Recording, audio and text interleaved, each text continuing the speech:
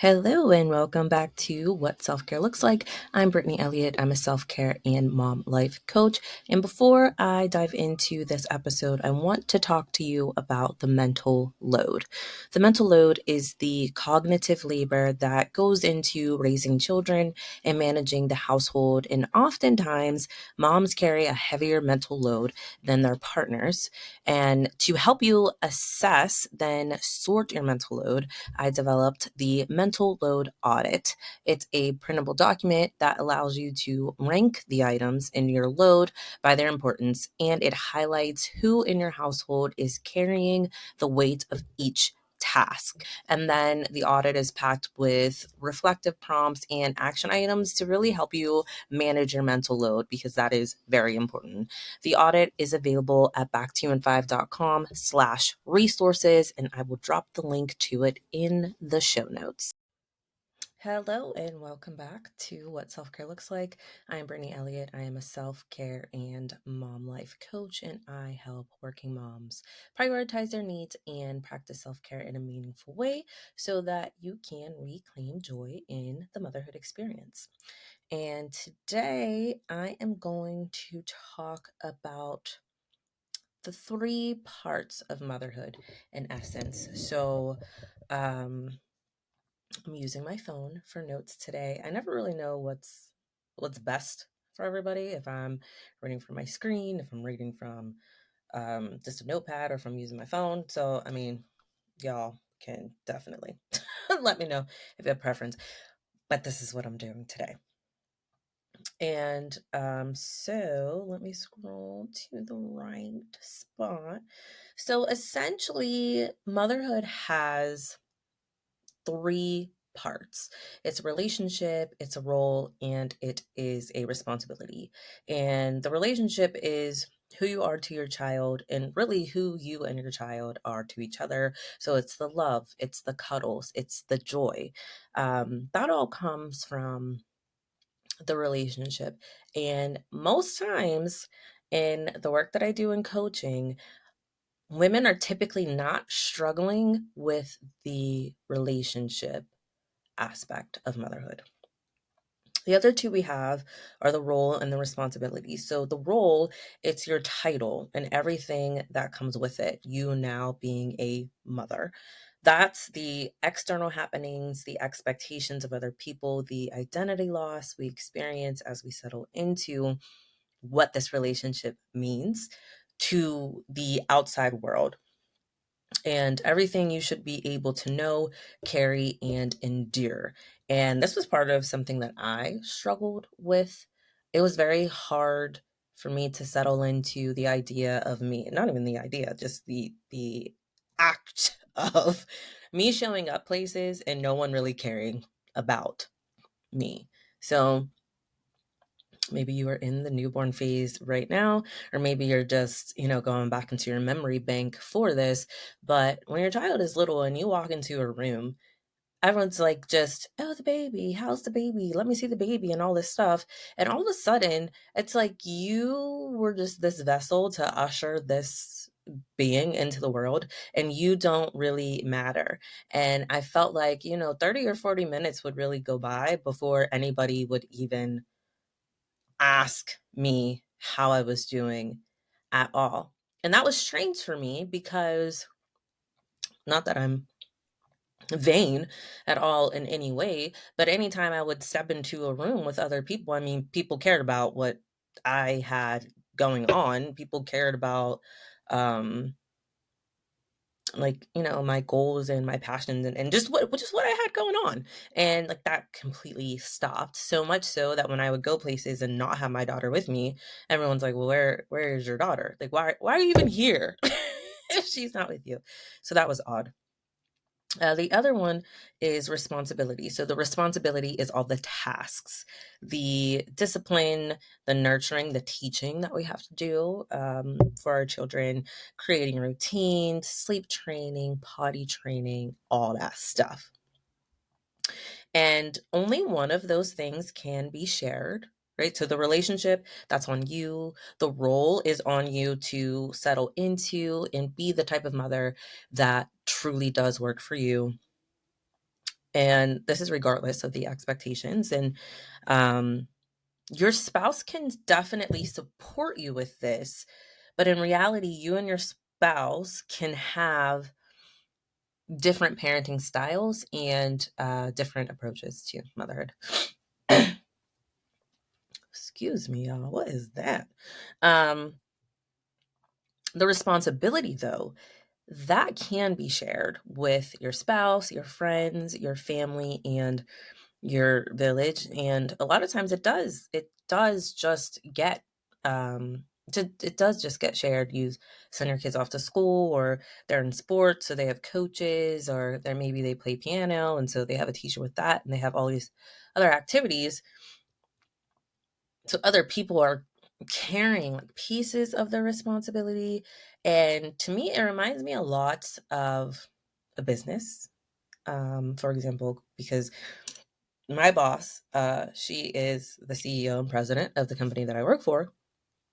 And although she has all these people in these different roles who support her in running the company, if one of us messes up bad, at the end of the day, it's going to be on her to make the decision on what happens, whether one of us gets fired or something has to get restructured, or if it was a big enough situation that would impact anything about her job. So that trifecta, that motherhood trifecta, it has a pretty intense mental load that comes with it. And so what is the mental load? I'm going to jump into that a little bit. If you happen to have downloaded the mental load audit, you can pull it up now. It'll probably be a great time to walk through it during this episode, because I am going to be highlighting some things that are in that. If you have not downloaded it, you can access it at backtouin5.com/resources. There was one thing that I wanted to add why this comes up so much, and I may have written it in my notes, so if I jump ahead, I'll just come back to it, blah, blah, blah. That's fine. A lot of times, because I've been coaching officially since 2021, and a lot of times the challenge with motherhood that women are struggling with, it's not the relationship, as I mentioned earlier. It's really the role and the responsibility. If it's the role, a lot of it is you may be trying to keep up with societal pressures, societal expectations, gender roles that don't align with how your household is run, chasing what younger you thought motherhood would be like, and it's nothing like that. And just dealing with the reality of what motherhood truly is, which I did talk about last season, and I've talked about in many other episodes as well. And then there's also the responsibility, because it's a lot. And if your spouse is not supportive, if you're not with a supportive partner who can help you, if you happen to be a military spouse and your partner is not around maybe half the time, maybe you are a single mom, those type of things start to weigh heavy on you. So again, it's not typically the relationship, it's not typically a bonding thing. I believe that when we as a collective say that we love being mothers and we don't like the motherhood experience, we are talking about we love the relationship that we have with our child and with our children, but we are struggling under the weight of the role and the responsibility of motherhood. So let's be sharing that. So, what is the mental load? The mental load is the never ending to do list that continues to build within your mind and cloud your thoughts, leaving you overwhelmed, resentful, and burnt out. The mental fatigue that comes from the emotional investment required in caring for a child or children. So we go through all these changes neurologically and physically, etc., when we have our children. And there's an emotional toll that comes with that. And it is exhausting. And that is within the bucket of your mental load. The mental load is also the cognitive and emotional labor involved in managing a household and caring for children, which can be just as taxing as the physical labor part. Like, just think about the amount of time you spend just thinking about your child in different scenarios. Like, I was my daughter fell asleep in our bed the other day, which is not abnormal at all. And most nights, if I'm being honest, I just leave her in there. But I was carrying her out, and she still really loves like footed pajamas. But I noticed that these were like kind of tight, and I said to my husband, like, "Do you think I'm like we're messing up her feet in some way? I feel like she doesn't have enough room in these footed pajamas." And he said, "Well, I think that we just need to get her a bigger size." But I went down this whole rabbit hole with my thoughts like, okay, well, she does need a bigger size, but how long has she needed a bigger size in those? And like, when did I miss that? Did she have a growth spurt or did I overlook it? Like, how long ago was it that they fit? And now I'm like, I need to go through every drawer that she has, go through every single pair of pajamas. So now I'm back on a task list of all the things I need to do through her pajama drawer, because I swear to you, at the beginning of summer, I took inventory of all her clothes, as I typically do with the change of season, and everything was good. But this whole season has gone by, and my child, of course, has grown a lot more than I had thought, and I spent a lot, a lot of mental capacity thinking about that, and it was all triggered by perhaps one pair of pajamas that happened to be too small for my daughter. I know I'm not the only one who does that. That's the thing about that. Um, and so as a mother, you have the mental responsibility of continuously anticipating someone else's needs and making an undeterminable amount of daily decisions while creating an environment that is safe, um, and nurturing for your child, which leads to, feelings of being tired or feelings of being touched out. And I can say that the less manageable your mental load is, the higher your burnout level will be, which is why I typically talk about them in tandem. And so, burnout and the mental load are things that come up a lot from mothers like you. And it's like, oh, okay, I'm burnt out. I'm overwhelmed. I don't have the help I need. I don't have the support I need. What do I do? Help me, help me, help me, which is very common, which is why step one, we work on the mental load. And you really need to do three things to get your mental load under control. And I was just looking because one of the things I wanted to talk about is a resource that I don't have in front of me, but we'll be okay. So you really need to do these three things. Number one is to understand what is in your mental load. Sometimes we throw out these buzzwords because they are buzzwords and they are trendy, but we're not defining what it means or even understand how it applies to us individually. So I need you to understand what your mental load is and what is in your mental load, because what you need to do to work through your mental load and sort your mental load is probably not the same thing that I have to do when I'm sorting through my mental load, because we have different tasks on there. However, wherever there is overlap and the common attributes and things like that, I can talk about those things all day. However, getting specific and having that clarity is so important, and you really need to understand what's in it. So, you know, write it out is what I say. And when I talk about the general ones, they are in the mental load audit. So in the audit part of the audit, it has, there might be 3 or 4 pages of just common tasks. And when I say common, I use that very loosely. I just thought of things that I've talked to with, other moms that I've worked with, and it just tasks that I have as well, and threw them on the list. And then I left plenty of blank spaces for you to fill in things that may be a task of yours within your household and within your life that I maybe had not even considered.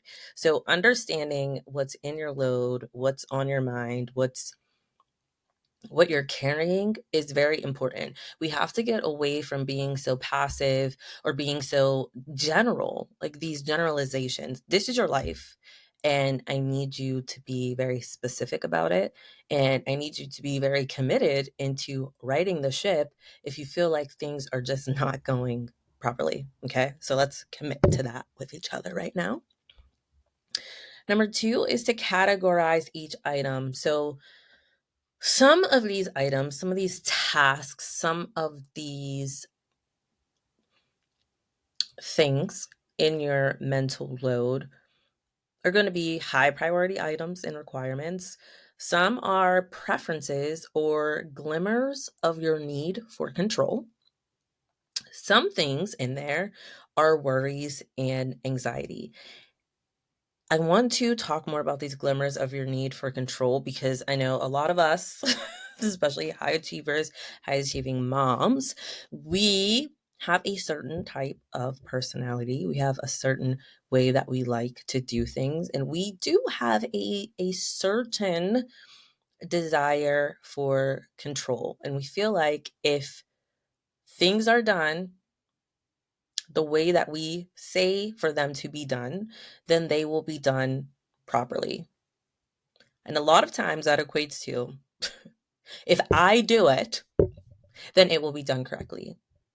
So, this need for control so that the outcome is the way that you want it to be starts to infringe on you getting help, you asking for your help, you accepting help when it is offered because I don't want them to do laundry because I don't like how they do it.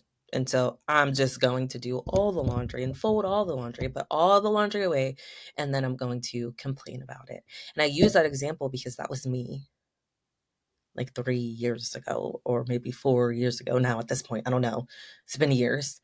And I talk about this in early episodes of the podcast about how I had this whole sit down situation conversation with my husband because I felt like he wasn't like holding up his end of the bargain with laundry. And he was just like, well, I mean, you seem to just take it on, and like it just really seemed like you didn't want my help. And I was like, yeah, okay, buddy, well, that's not real. And so he started, like doing more of the laundry. And now he almost like exclusively does all the laundry, which has been a very huge shift. But once we were on the same page about like sharing the load of laundry, literally, I was like kind of stressed because I would go into the drawers or I would go to put clothes away after he folded them, and I just didn't like how they were folded. Like we would have graphic tees and he would have them folded inside, so I couldn't tell which t-shirt it was, so I would have to unfold it to see which shirt it was. So for him, that didn't matter because he's like, oh, I'm just going to put on a black t-shirt. I don't care what's on it, and put this t-shirt on with jeans. Me, I'm like, I wasn't in the mood for this Betty Boop shirt. I actually wanted this inspirational quote shirt, blah, blah, blah, blah, or whatever dumb thing that I wanted to do. And so if this resonates with you, I hope it does. You're gonna have to like hop into my DMs and let me know whether I'm crazy or if you're with me. But those are the type of things where I'm like, I need to step back. I am really infringing on or impeding on my husband's ability to be able to support this household management if I'm going to be so specific about how things are being folded. Because sure, I could say, well, is it really that big of a deal to you to just fold the shirt the other way? But then he could also say, why is it such a big deal for you to have the shirt the way it is? So now we're creating battles where there doesn't need to be a battle. The whole point is for the clothes to get washed, folded, and put away. So why am I going to create a barrier to that just because I want to have control? So you will have to relinquish some control. You'll have to let go a little bit so that you can let people in. And then, yeah, some things in there are worries and anxieties, and it's important to be able to know if it is, if it's something that could really happen. If I'm driving down the street and I'm thinking, and this is a thought that I have sometimes, I live in the city of bridges. There are a lot of bridges where I live, and I have thought many times, like, okay, well, if we're driving across this bridge and the bridge collapses, how am I going to save us both? Well, the reality of it is, if a bridge just collapsed and we all were just going in the water, chances are I probably wouldn't even be able to do it. But the thing is, if I had been thinking that thought every day, all day, like every time that I was going to drive across a bridge, I felt debilitated by that, I'd have been running to see a professional about that, because that is a high level of anxiety and concern when there are more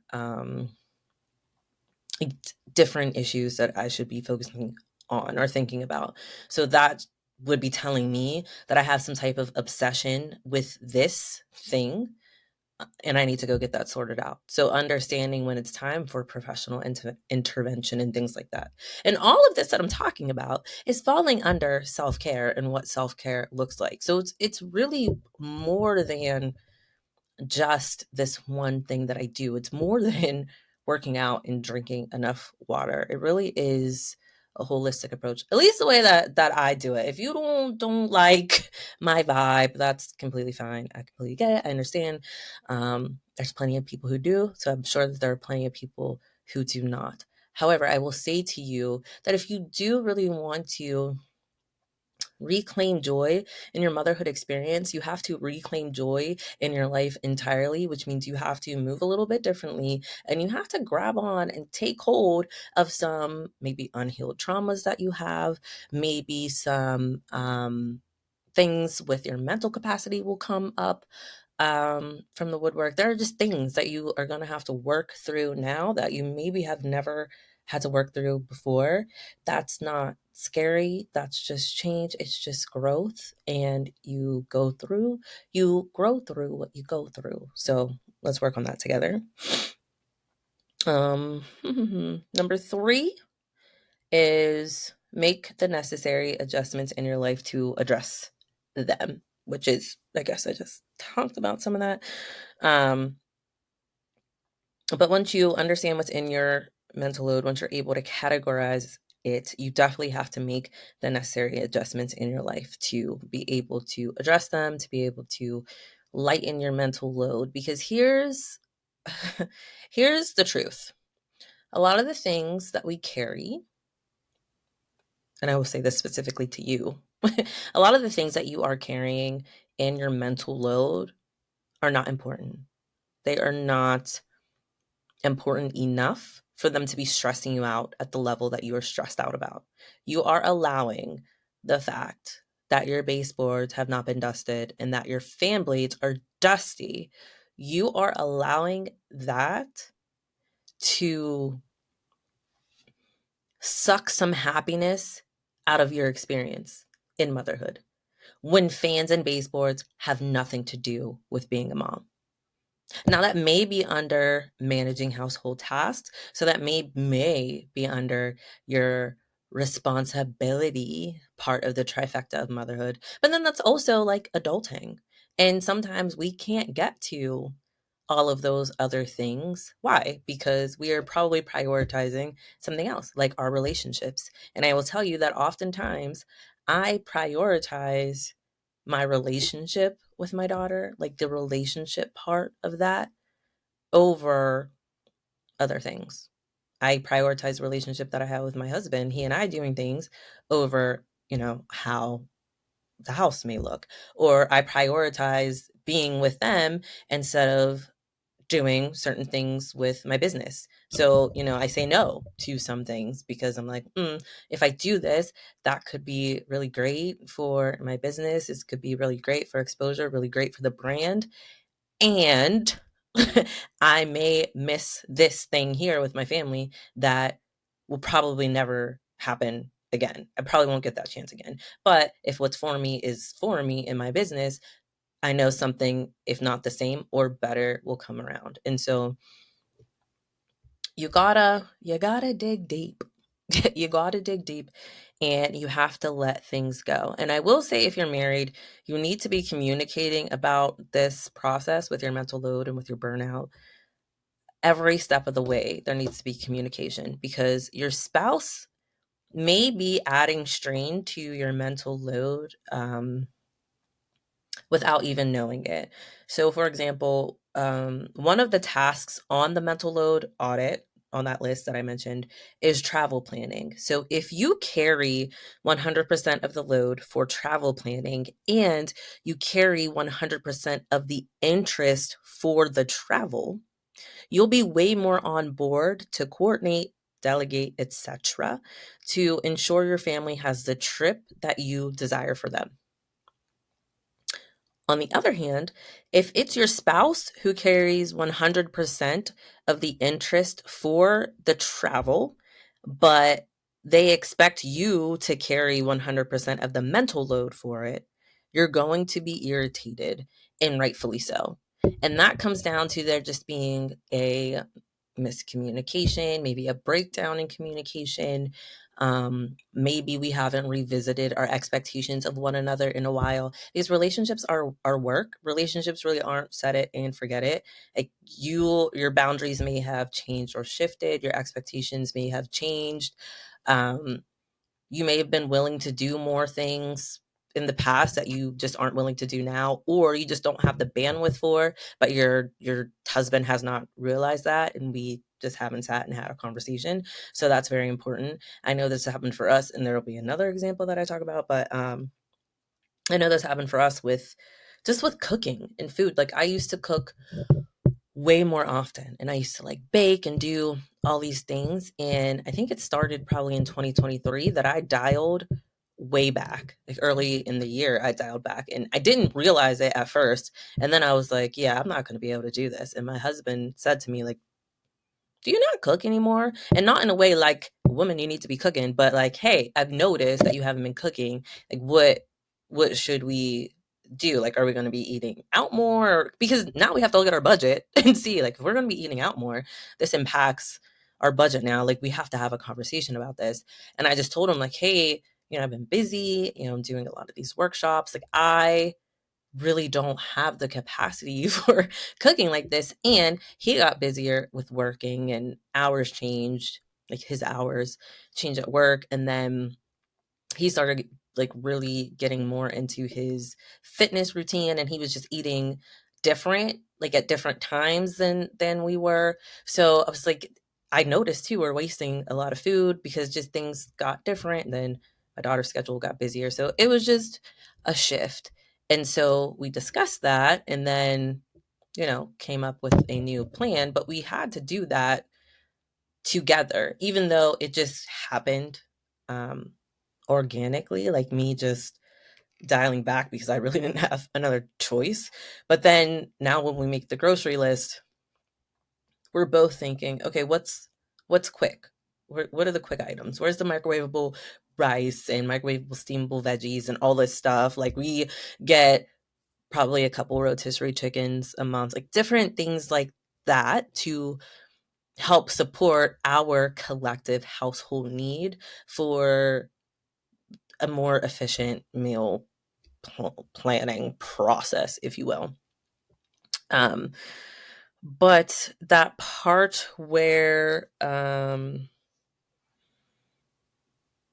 your spouse adding strain to your mental load without even knowing it, I have a real world example of this happening with my husband and I. So every year we travel for his family reunion, and it's at the same time of year every year. And it's not that I'm not interested in going. I'm very interested in going, and we go every year, and I'm happy to go, but I'm just not as invested in the process of the planning. I just know what the dates are. I take off the time that I need, and we just go wherever we need to go. It travels to different states, and we do that. And then this year, we happen to be on the planning committee for this family reunion. And when I say we, it's basically he. Like, he was on all the planning calls, and he knew everything that was going down. And then one day he just said to me, "Did you book our rooms for the reunion?" And I was like, "No." Like, why? Why would I book the rooms for that? And he said to me, "Well, I told you which hotel, what the host hotel was for the reunion." And I said to him, "Oh, I thought you were just sharing with me what the committee was talking about, filling me in since I'm, married to a committee member." Like, I literally, when he told me about the hotel, I was just like, "Oh, okay, cool. Yeah, great." And just went on about my day. Meanwhile, he thought that he was telling me to book the hotel.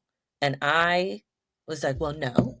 And no, I'm not going to do that." And we definitely, like, he was mad that I didn't do it. And it's not funny because I don't like to, um, have any friction with my husband and I. Like, we are one of those couples who have never even had an argument in the almost 8 years that we've been together. And so anytime there's any type of tension between us in any way, it's usually like done very quickly. And for me, this was, but I could tell that he was frustrated. But I simply just had to tell him, like, "Hey, I have all these other things on my list. I cannot have something else added to it, even if to you it seems as simple. Like, if it's that simple, I just need you to do it.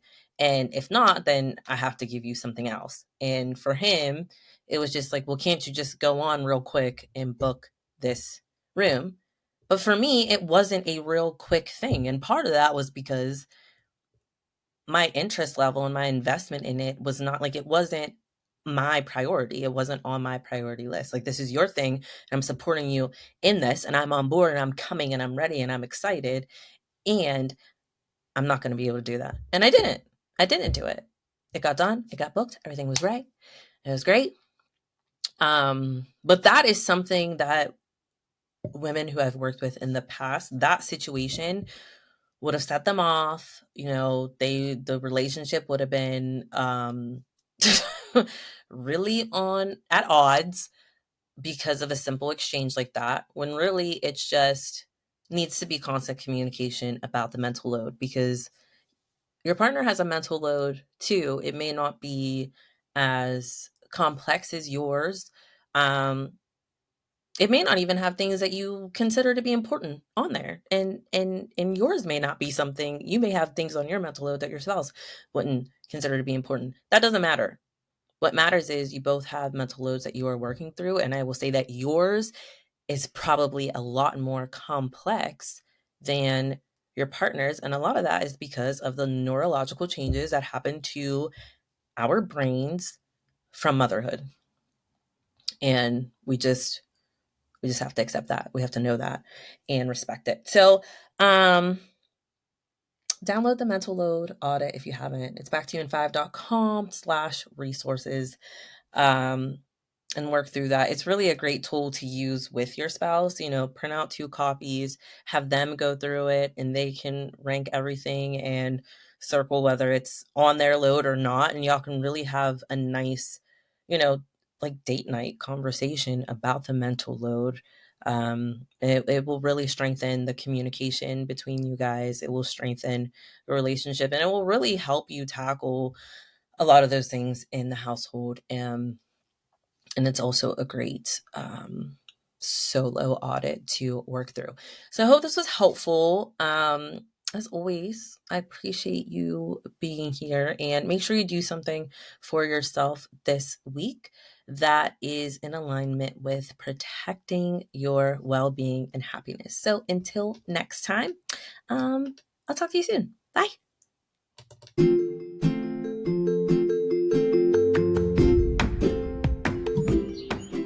Thank you for listening to What Self-Care Looks Like. Again, I am Brittany Elliott, a self-care and mom life management coach. I help working moms change their approach to motherhood so they can feel vibrant, empowered, and fulfilled in their motherhood journey. My group coaching program, Reconnect, is built around the 5 wellness pillars that will help you feel the most whole as you balance your motherhood role with your personal needs. So be sure to check in with yourself using the free wellness quiz at backtoyouin5.com/quiz.